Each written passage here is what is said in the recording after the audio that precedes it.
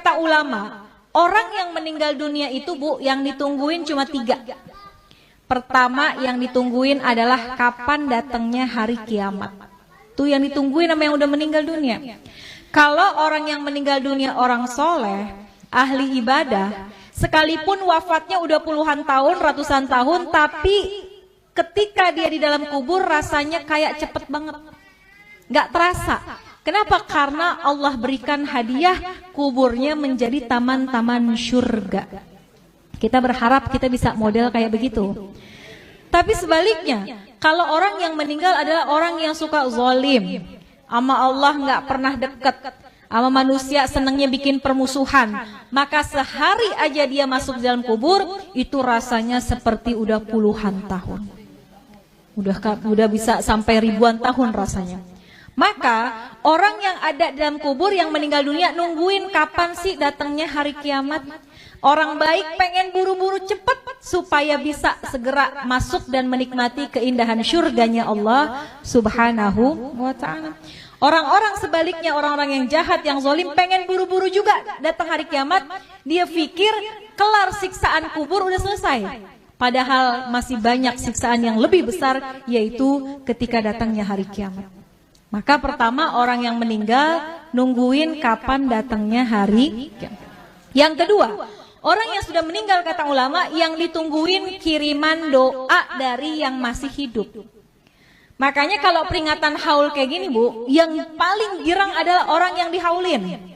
Itu dalam kitab Ruh digambarkan, orang yang dikirimin hadiah, ya, Fatihah aja, bahkan sekedar doa dari orang yang masih hidup kepada orang yang sudah meninggal dunia, di dalam kubur hatinya girang luar biasa, bahagia luar biasa, sampai penghuni kubur samping-sampingnya pada ngeliatin Bu, kayak orang lagi di pesantren, ditengokin sama orang tuanya dibawain makanan, kan teman-temannya pada ngeliatin tuh ya. Itu sama ceritanya seperti apa yang ada dalam kubur. Kalau orang tua kita dikirimin Fatihah, dikirimin doa sama anaknya, maka girang banget hati orang tua kita. Tuh penghuni kubur lainnya pada ngintip. Kalau bahasa kita dikirimin apaan sih gitu ya. Maka mereka sangat menunggu kiriman doa daripada keluarganya yang masih hidup di dunia. Bahkan diceritain Bu, kalau yang ngirimin anaknya, keturunannya itu malaikat akan membawa doanya menggunakan nampan yang terbuat dari emas. Punya nggak nampan dari emas?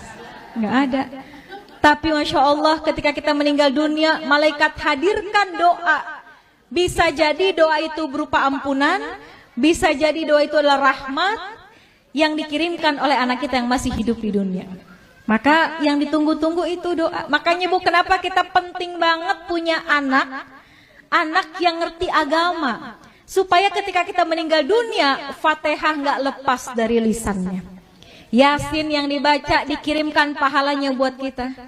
Kalau anak Bu ke orang tua, kalau kata guru saya, anak ke orang tua sekalipun gak dia niatin khusus buat orang tua saya, sekalipun gak disebut, pahalanya terus dialirkan oleh Allah kepada orang tua kita yang sudah meninggal dunia. Apalagi kalau diniatkan secara khusus. Besok nih bentar lagi mau kurban ya Bu, kita boleh sedekah pahalanya buat orang tua kita, tapi nama kurbannya adalah kita.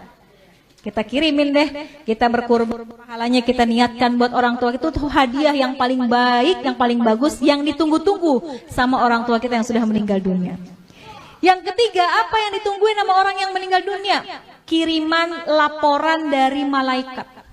Tuh malaikat itu Bu ngirimin laporan tentang anak cucu keturunannya. Kalau anak-anaknya pada soleh, solehah, pada ahli ibadah, orang tua kita girang di dalam kuburnya. Ya Allah, girang hatinya. Tapi kalau yang disampaikan oleh malaikat, anak-anaknya pada berantem, anak-anaknya ninggalin sholat, anak-anaknya pada nggak akur satu sama lain, itu juga berita itu akan sampai kepada orang tua kita.